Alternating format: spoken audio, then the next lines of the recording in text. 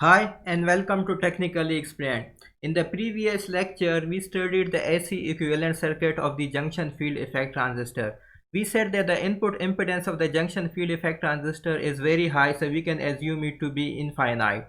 And that is why we can have an open circuit or in the input side. And the output resistance was comparable to the BJT and it was denoted by RD. And then to show that the output drain current is dependent on the small voltage VGS, we have a voltage dependent current source over here. So this was our AC equivalent circuit of the junction field effect transistor. Now in this video we are going to do the fixed bias configuration, and if you can have a look, we have a fixed bias configuration over here. So we are going to do the AC analysis of this fixed bias configuration.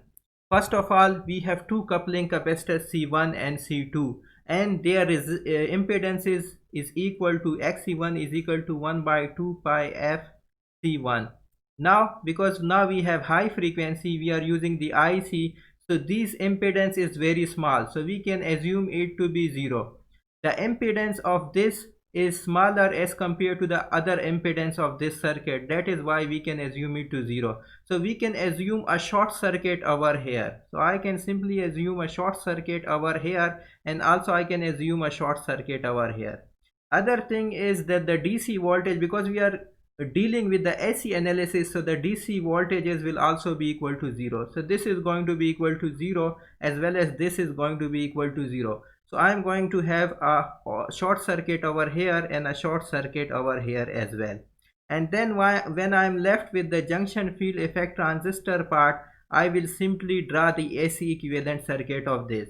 So I have simply drawn the AC equivalent circuit of this junction field effect transistor here, and I have shorted out this VGG, and I have also shorted out the coupling capacitors, and I have also shorted out this VDD. So this is going to be our simplified AC equivalent circuit of the fixed bias configuration. Now we know that when we are dealing with the AC analysis, we need to find the three parameters. That was the input impedance ZI, the output impedance Z0, and the voltage gain. Because the current gain is undefined, so we do not find the current gain. So three parameters needs to be find out. My first parameter is input impedance, and I can simply see the figure over here that my input impedance, because I have open circuit over here, so my input impedance is equal to the RG. So I can simply write that the input impedance is equal to the RG. So the input impedance in case of the fixed biasing of the junction field effect transistor is equal to RG. So this is my input impedance. So we have found out one parameter. My second parameter is going to be the output impedance, and that output impedance, for output impedance, I can assume, because for output impedance I need to have Vi, the input voltage, is equal to 0. And when Vi is 0, I am going to have the VGS is equal to 0. And when VGS is going to be 0, this component, that GM over here that we have written, this component is going to be 0. This component is going to be 0. When this component is 0, so I am going to have an open circuit over here. So that is why I have an open circuit between GM and VGS. Because Vi is 0, this means that VGS is equal to 0, and because the VGS is equal to 0, so this GM VGS is equal to 0. So there is no current flowing over here, so we can replace it by open circuit. And when we have replaced it by open circuit, so now I have Z0 is equal to, let me write the formula for Z0. Now Z0 is equal to RD parallel to the capital RD. So now we have Z0, this value, which is equal to RD parallel to this RD. Now if we have condition where RD is greater than or equal to 10 RD, then Z0 is going to be approximately equal to RD. So this is going to be another equation, and this is going to be equation 2. If RD is greater than or equal to 10 times this RD, then we will going to have the Z0 is equal to RD. Remember? So now we have found the input impedance, we have found the output impedance. The next thing is to find the voltage gain. Now to find the voltage gain, we are going to simply use the Ohm's law, and the Ohm's law is given by V is equal to IR, and we need to find the output voltage, which is V naught, and I here is the drain current, which is given as GMVGS, and the resistance at the output circuit is RD parallel to this RD.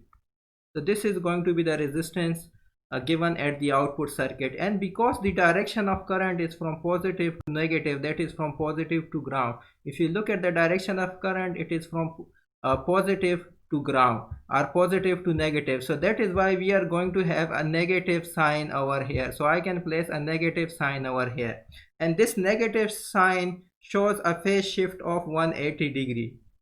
So in case of fixed bias configuration, we have the phase shift of 180 degree. So now if again I have this condition, I have this condition which is RD greater than 10 RD, then again I can simplify this circuit. If RD is greater than or equal to the 10 RD, again we are going to have the V naught is equal to minus GM VGS into RD. So this is my final equation. Now we know that this VGS is equal to VI in this case. This VGS is equal to VI in this case. So I can replace the VGS by VI. So I can reply V naught is equal to minus GM VI into RD. Now to get the voltage gain is given by V naught divided by VI. So I can simply write V naught by VI is equal to minus GMRD. So this is going to be our equation for the voltage gain. So this is my equation for the voltage gain. So we have found out the three parameters. The input impedance was equal to the resistance Rg, the output impedance was approximately equal to Rd, and the voltage gain, which is AV, was equal to minus GM, approximately equal to minus GMRD. So that's what was required for the AC analysis of the fixed bias configuration. Thank you.